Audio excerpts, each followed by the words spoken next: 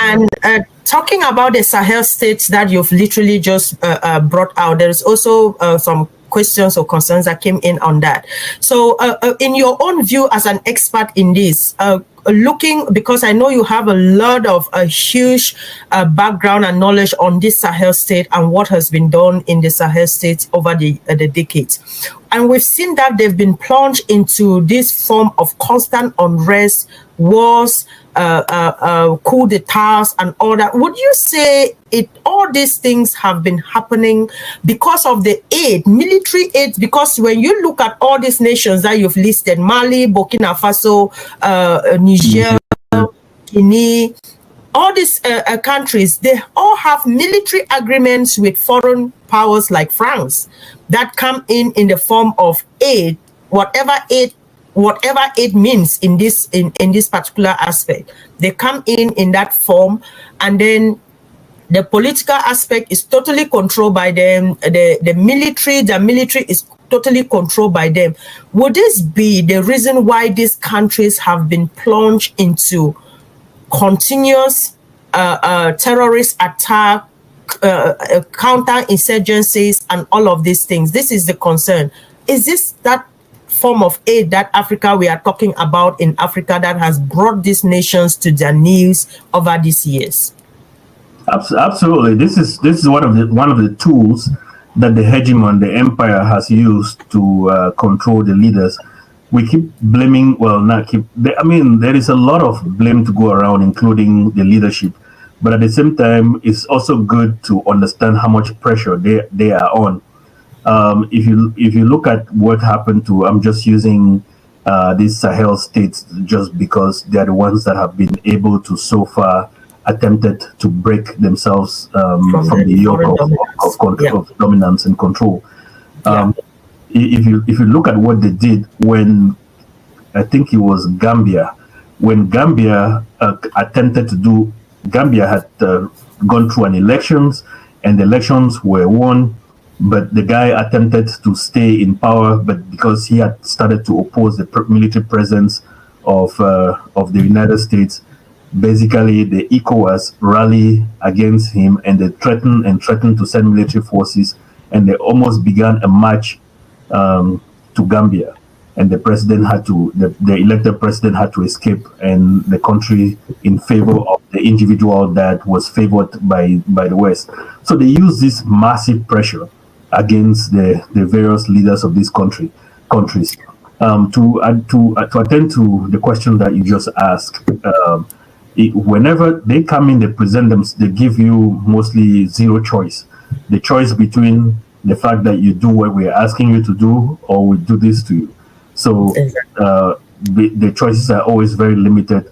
Sometimes you may say they give you a carrot and a stick for you to see if you can pick the carrot or the stick, but most of the time the carrots are not even present. So it is more the stick and the stick.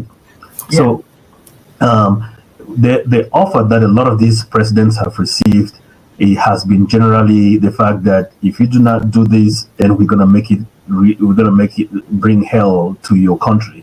And they gave the Sahel leaders the option. They even attempted some level of diplomacy, but the Sahel leaders, they even provided them the option to become elites within the context of global leadership. So we will bring you into our folds. You will attend the Paris Club, or you'll be invited, like what they've done to Ruto, invited them for a carpet reception at the White House and all of those, but they refused. One of the leaders in the Sahel state said, we like it here, even though they are now under sanctions that they cannot come to the United States.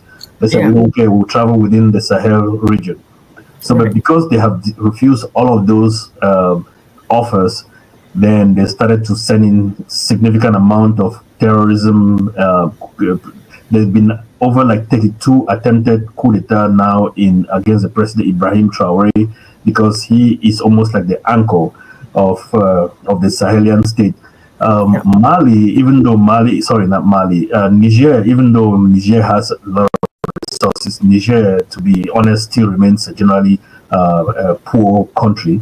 So it is now that they're starting to stand up a lot of the systems and structures, build out their military within these countries. to make it a little bit more steady. So the anchor was mostly Burkina Faso and then Mali before Niger. So whenever you fail to follow the agenda of the hegemon, then they bring in all of these other things. That's part of what explains the chaos that has been happening in Congo. And when Chad could no longer stand that level of chaos, and the story of Chad, really quickly in summary, the Chadian army, the president at the time, had asked for French help. The French told it because he was not willing to agree to some of the terms that the French proposed. The French basically brushed him up, tell him to basically talk to the Russians. They didn't know that he was actually going to talk to the Russians. He went and talked to the Russians, and the Russians welcomed him. The Russians basically sent in the Wagner forces, strengthened his military, and then went against the terrorist forces that had been there destabilizing Chad. So slowly the terrorists were being wiped out. Then the French started to look for ways to come back, but at that point it was too late. The president then felt empowered because of the presence of and the cover of Russia in order to do what he's been able to reduce terrorism. It's not completed yet, but he's been able to reduce terrorism in his country, and that has provided the avenue or the atmosphere for some level of economic growth and development to happen within his country. So perfect. Wow, that is beautiful. Thank you so much. And I'm sure that those that are listening to us, they are taking note and they are learning a lot, because sometimes we just see these things happening. People will just ask, a common sense question or common man's question. Why are all these countries always at war? Why is it that this country today we hear of this terrorist attack, we hear of a military coup d'etat, we hear of military takeover, and they don't know what is happening behind the scene. And you throwing this light to people, it will open the minds of many. And Africa, like you said, these Sahel states have now risen to take control over their resources and over the governance of their own country. And I think that this is something that all African countries should begin to learn from, because if you do not take that decision or that bold step to break away from those level of influence and dominance from your country, then like Chad, they say go to Russia, not knowing that they will definitely go, and they did go, and it worked well for them. And so are we here advocating that all countries should now start leaning towards Russia? No, we have a question that will come up on that, but we are saying that if Africa truly wants to be independent, then we have to be able to stand up against some of these